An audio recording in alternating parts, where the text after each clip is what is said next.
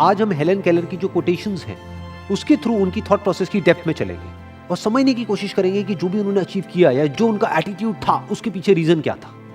लेकिन उससे पहले मैं शॉर्ट में आपको थोड़ा सा उनके बारे में बता देता हूँ। हेलन जब सिर्फ 19 महीने की थी तब उनको एक बीमारी हुई थी।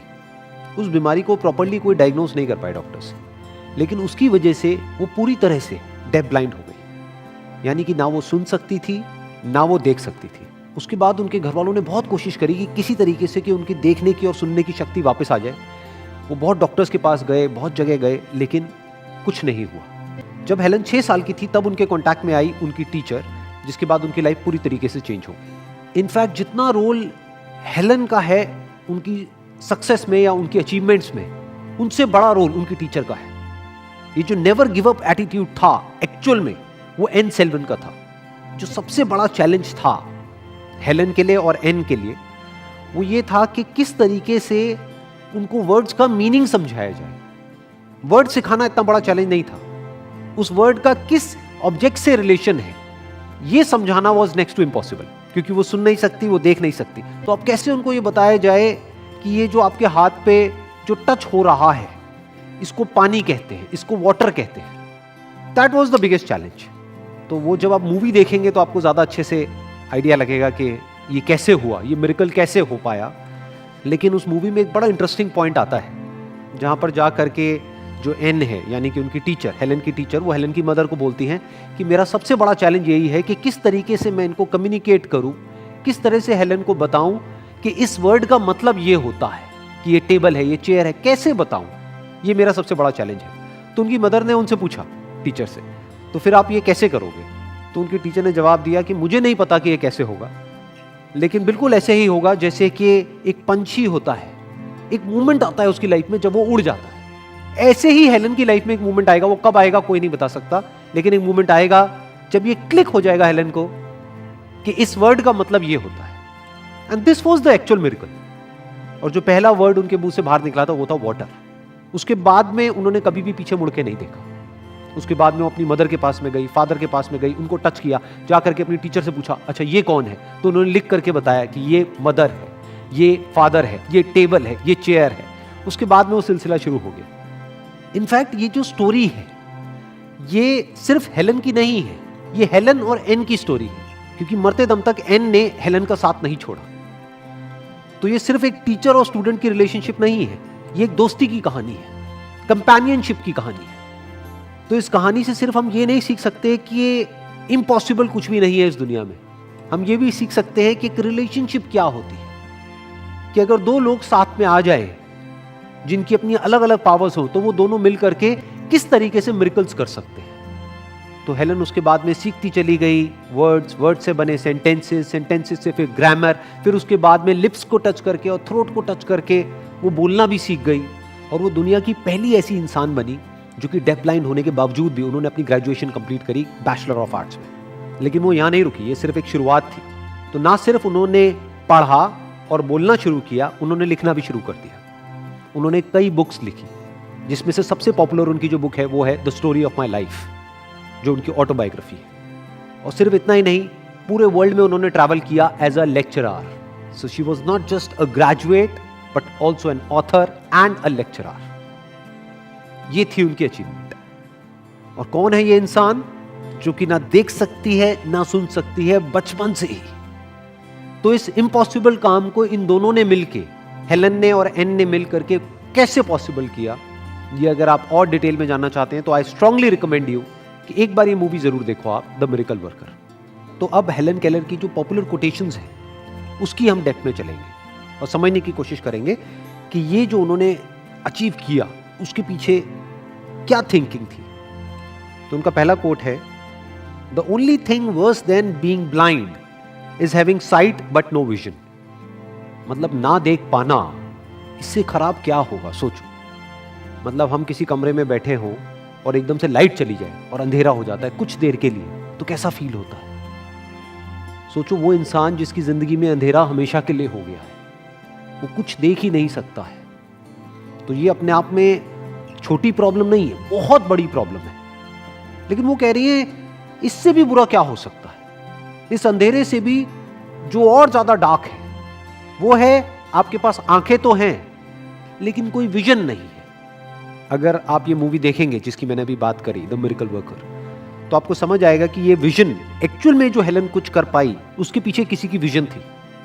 वो थी एन सिलिवन की विजन, उनकी टीचर की विजन। हेलन तो खुद एक बच्ची थी 6 साल की, उसको क्या पता, वो तो बिल्कुल एक कच्ची मिट्टी की तरह थी।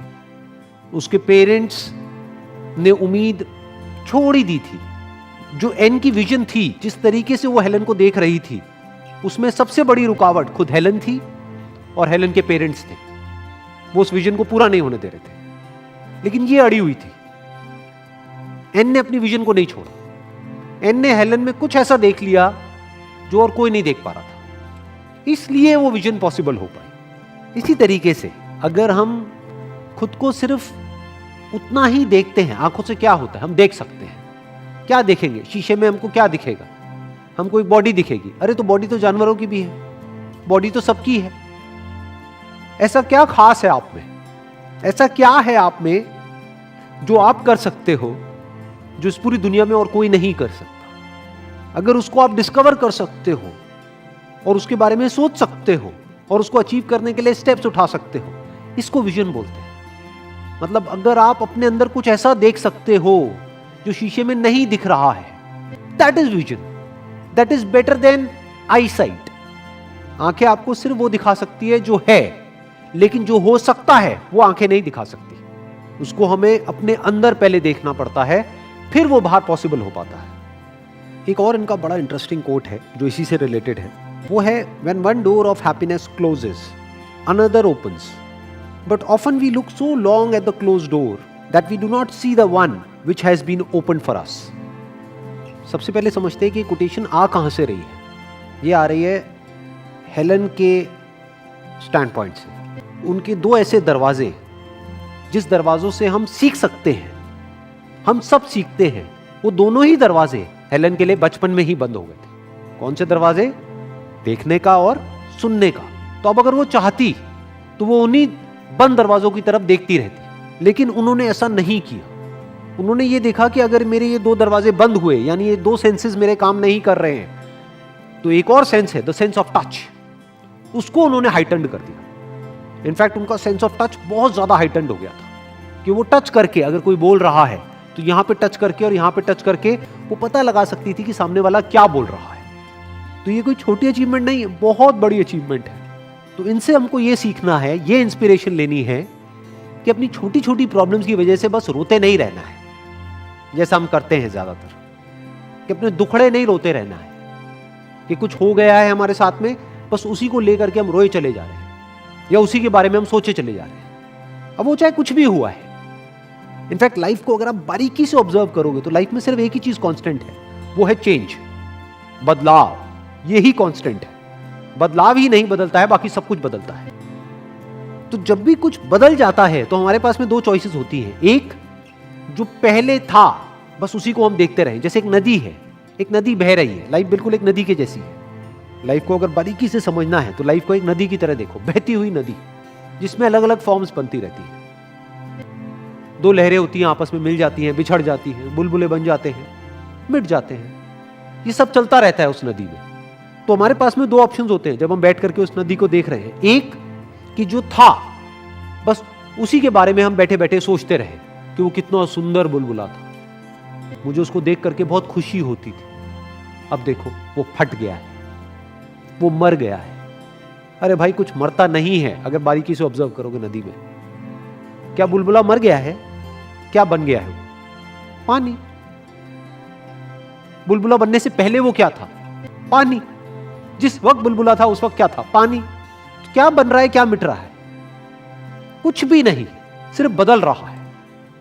यही प्रकृति का नियम है। जब भी कुछ बदलता है तो कुछ मरता है, तभी कुछ पैदा होता है। जब हमारे अंदर कुछ मर जाता है तभी तो कुछ नया पैदा होता है। तो रोना क्यों है कि वो मर गया है? अरे कुछ नया भी तो पैदा हुआ है उसके साथ में, उसको तो देखो। और लाइफ को अगर आप और बारीकी से ऑब्जर्व करोगे तो आप देखोगे we are living in the field of infinite possibilities. Life में क्या क्या हो सकता है उसकी कोई लिमिट नहीं है। आप क्या क्या कर सकते हो उसकी कोई लिमिट नहीं है। इसका मतलब क्या है कि बंद दरवाजे तो लिमिटेड हैं, लेकिन जो खुले हुए दरवाजे हैं वो अनलिमिटेड है, वो इन्फिनिट है। सिर्फ कुछ दरवाजे बंद होते हैं, लेकिन हर मोमेंट में अनलिमिटेड दरवाजे खुले रहते हैं हमेशा। बस हमारी नजर वहां पर नहीं जाती है, क्योंकि हम बंद के बारे में ही सोचते रहते हैं। तो ये कहा जा रहा है कि जो रास्ता बंद हो गया है उधर मत देखते रहो, जो रास्ते खुले हुए हैं उधर देखो और आगे बढ़ो। Next quote is, never bend your head, hold it high, look the world straight in the eye. दुनिया की आंख में आंख मिला करके बात करने का दम होना चाहिए आपके अंदर। इसका मतलब क्या है? इसका मतलब यह है कि खुद को किसी से भी कम मत समझो। इसका मतलब यह नहीं है कि खुद को दूसरे से ज्यादा समझो। मुझे पता है जैसे मैं ये लाइन बोलूंगा कि खुद को किसी से कम मत समझो, आपकी ईगो को बड़ा मजा आएगा सुन करके। आप कहोगे अरे वाह, इसका मतलब मैं तो वो। नहीं, ये नहीं कहा जा रहा है। ये कहा जा रहा है खुद को किसी से कम मत समझो। तो आप ना किसी से कम हो ना किसी से ज्यादा हो। कुछ आपकी वीकनेसेस हैं जो सामने वाले की स्ट्रेंथ हो सकती है, कुछ सामने वाले की वीकनेसेस हैं जो आपकी स्ट्रेंथ हो सकती है। सिर्फ अपनी वीकनेसेस को सामने वाले की स्ट्रेंथ से क्यों कंपेयर कर रहे हो? इनफैक्ट कंपेयर ही क्यों कर रहे हो? अपनी स्ट्रेंथ्स की तरफ देखो ना। ये देखो ना कि आप क्या कर सकते हो, ये नहीं कि क्या आप नहीं कर सकते। ये मत देखो कि आपके पास में क्या नहीं है, ये देखो कि क्या है और क्या हो सकता है। Most important. तो डरो मत, इस दुनिया से डरो मत, क्योंकि जो डरता है उसको दुनिया और डराती है, जो दबता है उसको और दबाती है, जो अपने आप को इंफीरियर समझता है उसको और ये रियलाइज कराया जाता है कि वो इंफीरियर है, जो दबता है उसको इतना दबा दिया जाता है कि उसको आगे बढ़ने का मौका तक नहीं मिलता है। तो always look at this world straight in the I, not with arrogance. इसलिए नहीं कि मैं तो ये, मैं तो वो तो नहीं। ना मैं आपसे कम, ना मैं आपसे ज्यादा। और सबसे इंटरेस्टिंग बात पता है क्या है इस कोटेशन की? कि ये देखो, ये कोटेशन आ कहां से रही है। वो जो खुद देख नहीं सकती, वो ये कह रही है कि अगर आप नहीं भी देख सकते तब भी दुनिया की आंख में आंख डाल करके बात करो। अगर आप नहीं देख सकते तो इसका मतलब ये नहीं है कि आप सामने वाले से कम हो। इसी तरह से अगर आपके पास में कुछ ऐसा नहीं है जो सामने वाले के पास में है, तो इसका मतलब ये नहीं है कि आप सामने वाले से कम हो। तो कॉन्फिडेंस से देखो उसको। तो जो भी कुछ इन्होंने कहा है या जो भी कुछ इन्होंने किया है अपनी पूरी लाइफ में, अगर उस सबको समअप करना हो एक लाइन के अंदर अंदर, तो वो क्या है कि कभी भी सर झुका के मत जियो, चाहे कुछ भी हो जाए। सर झुका के मत जियो, सर उठा के जियो।